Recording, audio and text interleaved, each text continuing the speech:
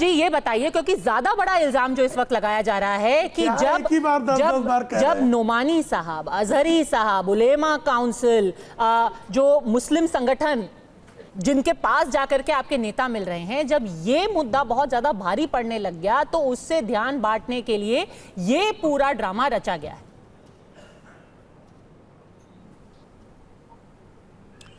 पद्मा जी, मैं कहना चाहता हूं, आज पूरे देश को आश्चर्य हो रहा है कि भारतीय जनता पार्टी का जो ये भ्रष्टाचार उजागर हुआ है, लेकिन मुझे कोई आश्चर्य नहीं है क्योंकि डीएनए भारतीय जनता पार्टी का भ्रष्टाचार का है। आपको याद होगा बंगारू लक्ष्मण राष्ट्रीय अध्यक्ष इनका, वो रिश्वत लेते हुए पकड़ा गया।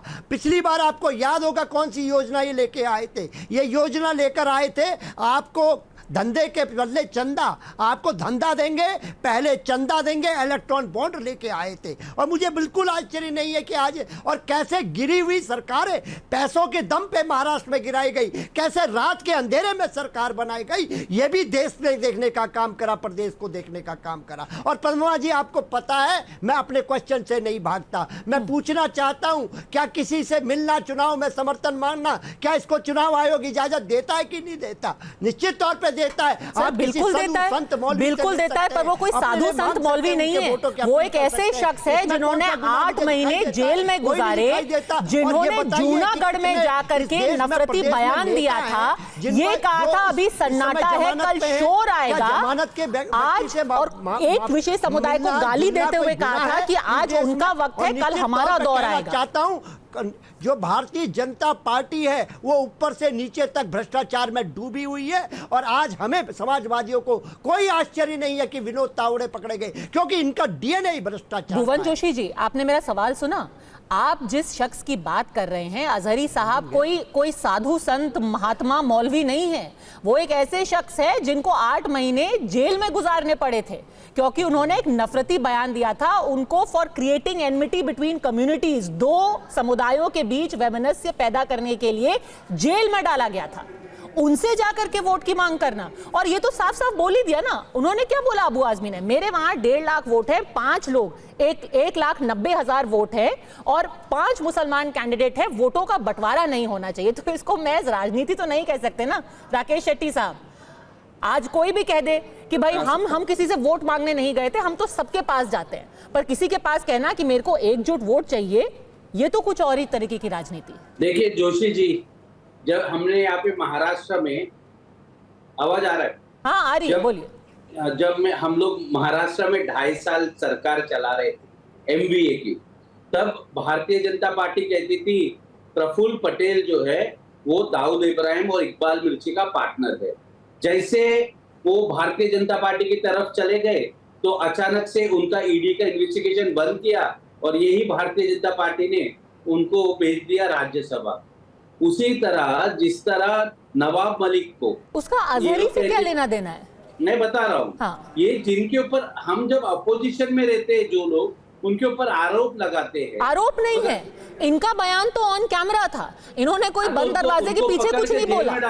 डाला था ना, डाला था, और फिर भी अबू आजमी उनसे वोट मांगने गए। कहिए ना, उनकी सरकार है और अगर ऐसे कोई व्यक्ति है तो उनको पकड़ के जेल में डाल दो। नहीं, जेल में तो वो गए और बाहर भी आए उसके बाद, पर उनसे वोट मांगना आपको सच में सही लगता है? आपको इसका मतलब आप मानते हो ना कोर्ट ने सही किया? सर मैं तो आपसे सवाल वो नहीं पूछ रही हूँ, मैं ये पूछ रही हूँ, कहने को तो जो धर्म संसद में नफरत फैलाते हैं कोर्ट ने उनको भी बेल दिया, पर सोचिए आज कोई भारतीय जनता पार्टी का आदमी उस शख्स के सामने वोट मांगने के लिए बैठा होता तो आप क्या कहते संविधान के बारे में, देश के बारे में और डेमोक्रेसी के बारे में? आपको पसंद आता? आज एक आतंकवादी है दाऊद इब्राहिम, नरेंद्र मोदी जी का बस चले तो उनके साथ भी अलायंस करे ना, जिस तरह नवाब मलिक और प्रफुल्ल पटेल के साथ किया इन्होंने अलायंस। ठीक है, जो तो वो उनका बस चले तो आतंकवादी दाऊद इब्राहिम के साथ भी करे। ठीक है, भुवन जी हमसे जुड़ गए हैं, उनका एक बार जवाब इस पर ले लेते हैं, फिर प्रेम शुक्ला और करण वर्मा जवाब देंगे, क्योंकि वो कह रहे हैं कि भाई हमारे अजहरी तो आपके नवाब मलिक। भुवन जी।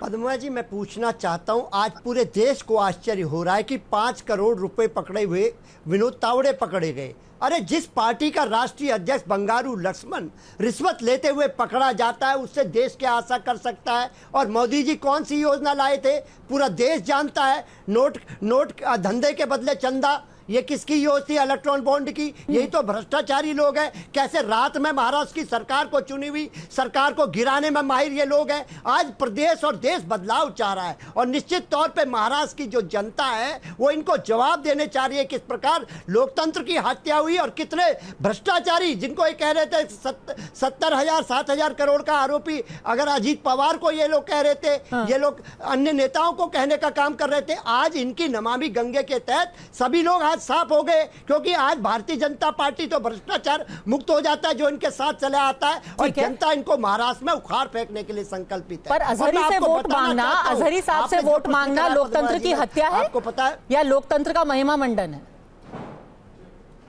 मैं आपको बताना चाहता हूं, इस देश के कानून ने उनको जमानत दी। उनको जमानत उसी को दी जाती है जिसको कोर्ट सोचता है कि उसको बेगुनाह है। वो निश्चित तौर पे जब तक कोई, मैं कानून का भी विद्यार्थी हूं पद्मा जी, आपको बताना चाहता हूं, जब तक किसी पे आरोप तय नहीं हो जाते, सजा नहीं हो जाते, वो केवल एक आरोपी हो सकता है, लेकिन वो कोई सजायाफ्ता व्यक्ति नहीं है। और अगर आप साधु संतों से वोट मांग सकते हैं, मौलवी से वोट मांगने में क्या गुनाह है? इस देश में क्या मौलवियों को अधिकार नहीं है अपनी राय को रखने का? साधु संतों अपनी राय को रखने का, ये कहना कि आज उनका वक्त है, कल हमारा दौर आएगा, अभी सन्नाटा है, कल शोर आएगा, ये अपनी राय रखना है या भड़काना है? सर, केस उनके ऊपर अपनी राय रखने के लिए नहीं हुआ था, लोगों को भड़काने के लिए, लोगों को धमकाने के लिए हुआ था। पद्मा जी, देश को भड़काया गया है इस प्रदेश ने, उत्तर प्रदेश ने देखा है 80-20 के बहाने, और यह भी कहा गया है माननीय प्रधानमंत्री जी के द्वारा कि आपका मुसलमान मंगलसूत्र छीन लेंगे। क्या यह भड़काना नहीं है? देश जानता है, देश ने वोट देने का काम करा, देश ने बताने का काम करा। उत्तर प्रदेश में माननीय अखिलेश यादव जी के नेतृत्व में हम लोगों ने इनको हाफ करने का काम करा, और ये 9 उपचुनाव में हम लोग साफ करने का काम कर रहे हैं। और महाराष्ट्र देखिए, लोकतंत्र में हर एक कोई समान नहीं है। भ्रष्टाचार, प्रेम शुक्ला भी एक समान है, अजहरी साहब भी एक समान है, हर किसी को हक और जमानत तो मिली गई है ना। प्रोफेसर भुवन भास्कर जोशी के ज्ञान का अनुमान इसी से लग गया कि वो कह रहे हैं कि जो जमानत पे मिलता है वो निर्दोष होता है, जिसको जमानत मिलती है वो निर्दोष होता है, और कह रहे हैं मैं कानून का विद्यार्थी भी हूँ। तो इनके ज्ञान का अनुमान सहजता से दर्शक भी लगा लेंगे कि जमानत मिलने वाला उनकी दृष्टि में निर्दोष है। पता नहीं कौन से देश का कानून पढ़कर आए हैं। भारत में तो ऐसा नहीं है जोशी जी, यहाँ हर जमानत पाने वाला निर्दोष नहीं होता है। बहुत सारे लोग जमानत पाते हैं, बाद में कन्विक्ट हो जाते हैं, फिर जेल चले जाते हैं। होता है। इसके आपको 200-500 उदाहरण जमानत मिलती है आपके साथ, अपराधी होता है। आपने कौन सा कानून पढ़ा है? मैंने नहीं कहा, ये भी नहीं कहा मैंने अभी बीच में इनको कहिए ना बोले। वो सजायाफ्ता है? आप बताइए, तमीज में रहे। क्या वो सजायाफ्ता है? मेरी बारी में बोल रहा था। नहीं सर, वो सजायाफ्ता नहीं है, पर फर्क सिर्फ इतना है। देखिए, ये पूरा सिलसिला सर, ये पूरा सिलसिला नहीं, एक सेकंड सर, ये पूरा सिलसिला आपके ज्ञान का अनुमान लग गया।